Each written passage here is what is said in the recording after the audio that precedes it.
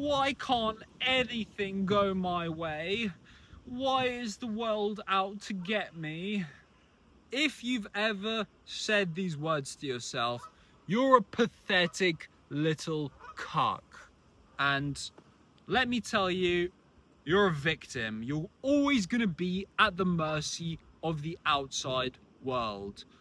I've been there, brother. I know how little control you have in your life when you think like this. So if you still say these things to yourself, snap the fuck out of it.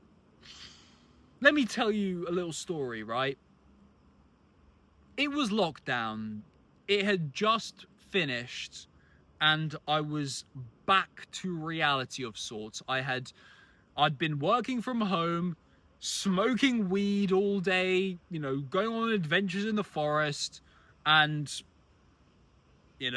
being a good little corporate drone, doing mindless monkey business for some freaking corporate overlords. Just to paint you a little picture, right? I had just been dumped and we were about to go back into the office. Lockdown was finishing up. All of the working from home business was coming to a close.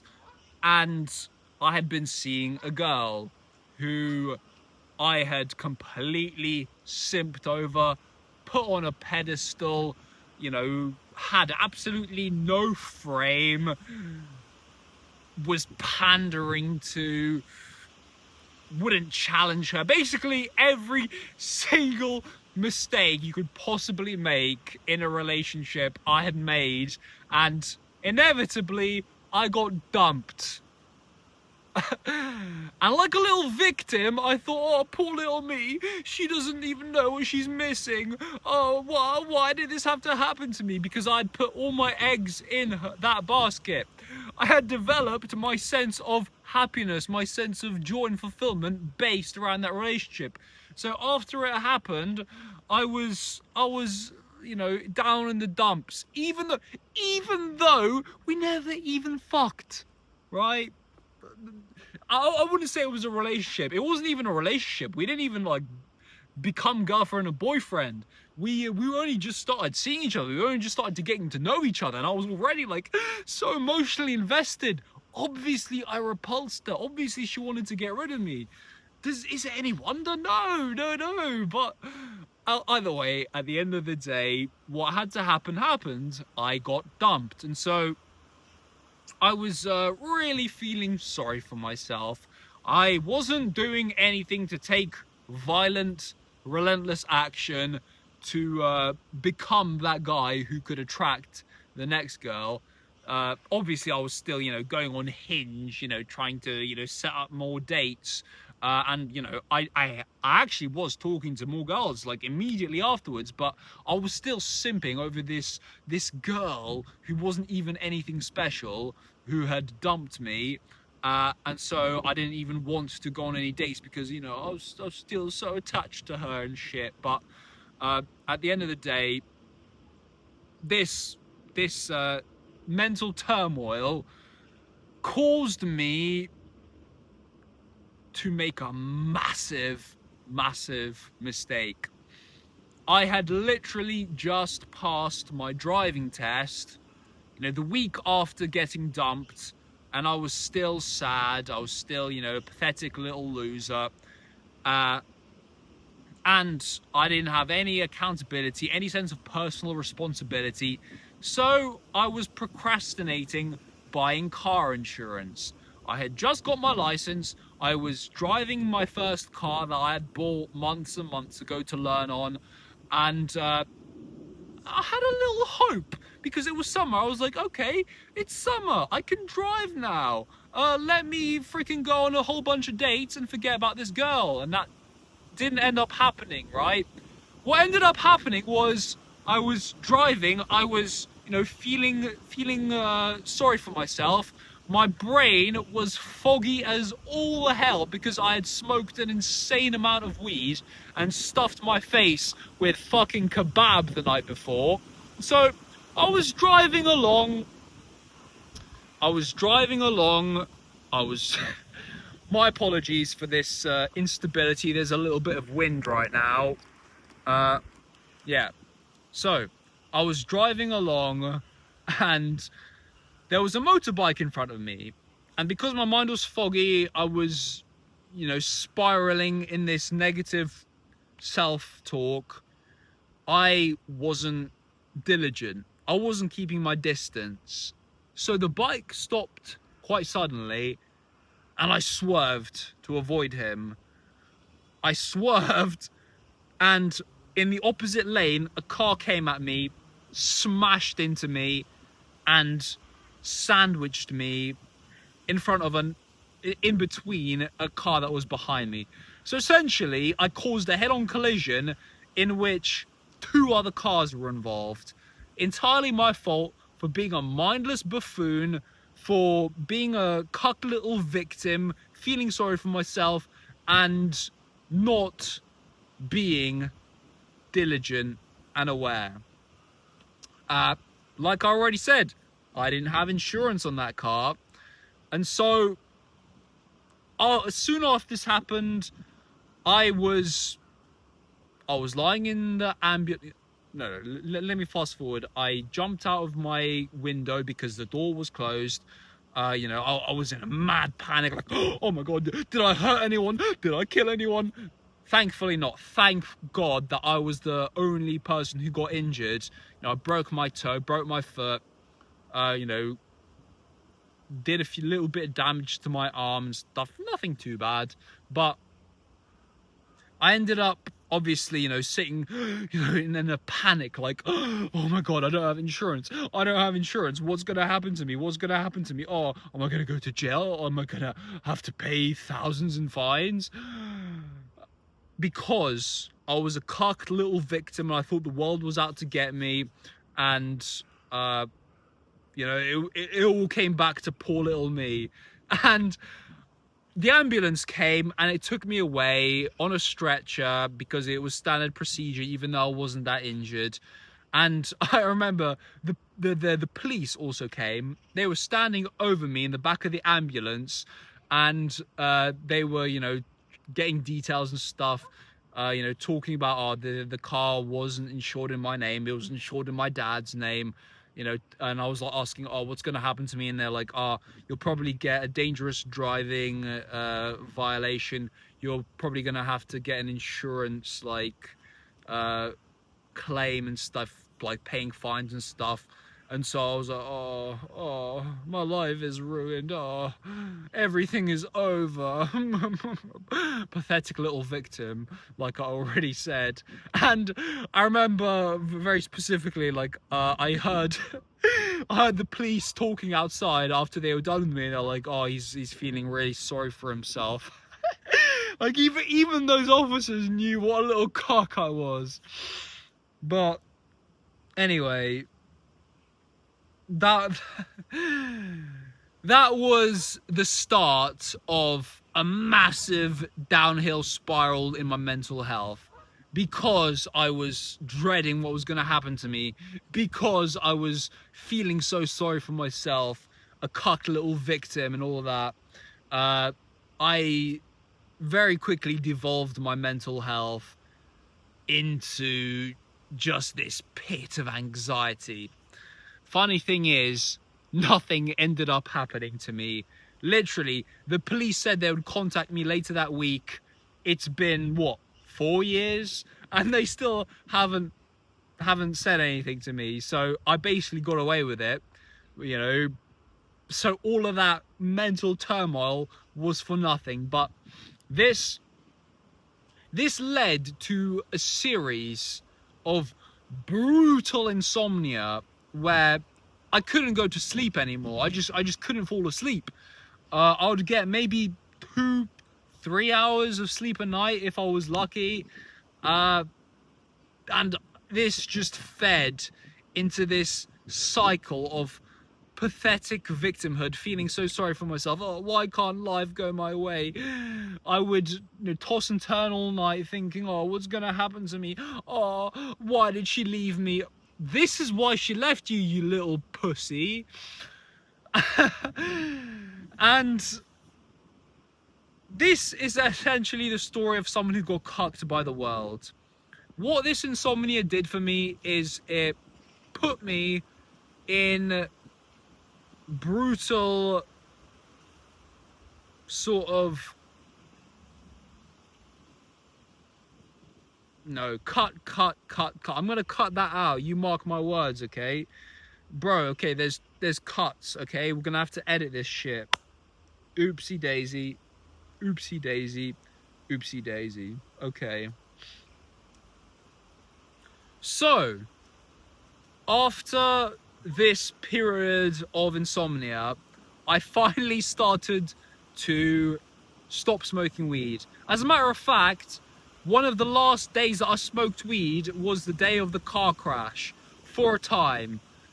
Because after that point, it would give me just the worst anxiety. It was no longer enjoyable, so I just cut it out. The next time I started smoking again was... No, you know what? Cut. That's irrelevant. Irrelevant. This period of insomnia came to an end, and thus began a yearly cycle of stagnation and momentum, where I would get to a season of life where I would lose my way. I would, you know, start to devolve again into victimhood, into not taking any action, and then something would change. I'd finally start smoking weed again out of all things. And for some reason, this weed started feeding this delusion of creativity and momentum. No, cut.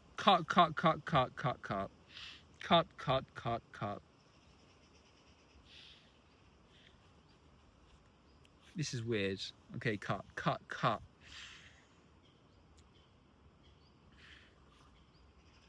So essentially, this is the story of someone who got cucked by the world, who let external circumstances dictate his internal state. And let me go a little bit deep on why I was this way, why my mental state was so weak. And I'm gonna get a bit personal. I might be a bit harsh, but I have to say it, right? I've been raised by a weak man. My father, whom I still love dearly, he wasn't a good role model growing up. He used to be a millionaire. He was a bit of a savage, but only in one regard. He was the type of man who focused all of his efforts on building the money, but not building the man. You know, while he was making money, you know, getting rich, he was still sniffing coke, eating junk food, drinking alcohol, you know, 3 hours of sleep a night, not taking any care of his health, and not having any semblance of idea what self-mastery was. So what had to happen happened. He lost it all. He because he didn't build the man, he didn't build the ability to gain it all back. And so, you know, I grew up in a very comfortable position, but by the time I was 4 or 5 years old, all of that went away. We used to live in Ireland in a very nice house, almost not a mansion. I'll call it like a small mansion. Like, imagine the luxury of a mansion, but condensed into just a big house, essentially. And so he lost it all. We moved to England. We started living in some like grotty little flat, and then moved into a council house, you know, all of that stuff. And so I grew up with a silver spoon that was yanked out of my mouth. So my whole life, as long as I can remember, I've had the example, this role model who was my father, who was emotionally weak, fragile, schizophrenic, in the sense that You know, he would scream at my mother, scream at us, completely lose his shit, and then, you know, an hour later, oh, I'm so sorry, and then treat us with this like soft little pussy kind of love, like, oh, you. And it would be like this endless cycle of just like highs and lows, which explains so much about why my life has been the way it's been, right? Why I've been on an emotional roller coaster of massive highs and lows my whole life. But anyway, obviously I'm getting very personal here. You know, I'm sorry for... No, you know what? I'm not sorry, because this could be the same with you. This could be very beneficial to know, you know, why things might happen. But essentially, I grew up with this man as my father, and don't get me wrong, I love him dearly. We're close, but just because we're close does not mean we think alike at all. Just because we're close does not mean that I respect him, as harsh as it is to say, right? But essentially, the moment I turned 18, we started smoking weed together. Because before that, he'd be like very strict. He used to ground the shit out of me for, you know, getting caught with weed on me, getting caught stoned and stuff. I still remember the first day I got caught. It's a funny story for a different time, but essentially, he admitted to me that he was waiting until I turned 18 to start being a degenerate with me, to start smoking weed with me. And so this is actually what brought us together. We bonded through stagnation and depravity, through smoking weed, while playing chess, watching movies. Don't get me wrong, it was a fun time, full of pleasure, but it didn't lead me anywhere. It didn't help me make any progress in any area of my life. We were smoking weed together. Well, you know, don't get me wrong, we went to the gym together, we cooked together. It was a bonding experience, but it was the wrong kind of bonding. If we only went gym and ate, you know, cooked together, that would have been amazing. But, you know, we cancelled all of that benefit by smoking weed. We did LSD together as well. We did shrooms together. We smoked DMT together even. Those I don't regret, because I think psychedelics are a very powerful tool in your arsenal for introspection and learning more about yourself, how you think, you know, how reality works. But weed is not the same. Weed is something that can become a daily habit that destroys your progress, your testosterone, your ambition, everything positive in a man's life. Weed and psychedelics are not the same thing. Massive sidetrack, but anyway, that's exactly what this video's come to, I guess, just a devolution. Essentially, let's come back to the theme. Being a pathetic little victim, that was the mentality I was taught by my father, because that was the example he gave me growing up. It was always, oh, poor little me, oh, everyone's out to get me. And this was the mentality that was further reinforced because of all the time we'd spent together while smoking. I basically reprogrammed my mind to think even more like him. You know, all the banter we'd have together, joking about, oh, the government, they are out to get us, all of this like casualization of weakness and all of this stuff. Yeah, that's what led to this mentality, but that is no excuse, because I'm a grown fucking man. I cannot blame my dad for anything. I cannot blame the way I was raised. I cannot blame anyone but myself for what happened. And so, if you're in a similar position where you didn't have a good role model growing up, brother, I know how painful it is. I know how much resentment you might have. I know how much, you know, just anger and jealousy you might have for other guys around you who had that strong masculine figure growing up. I just want you to breathe. Let it go, because nothing will change that. All you can do now is just accept it, move on, show compassion and love for your father, you know, try and relate to him however you can, and be that example. Be that role model that you wish you had growing up, so that when it's time for you to raise your son, you are that guy. You don't repeat your generational trauma, and you actually teach him the right values. And this all starts by not being a pathetic, cucked little victim. Taking full, brutal ownership of everything that goes wrong in your life so that you can make it right. I hope this was valuable. I'll see you when I see you.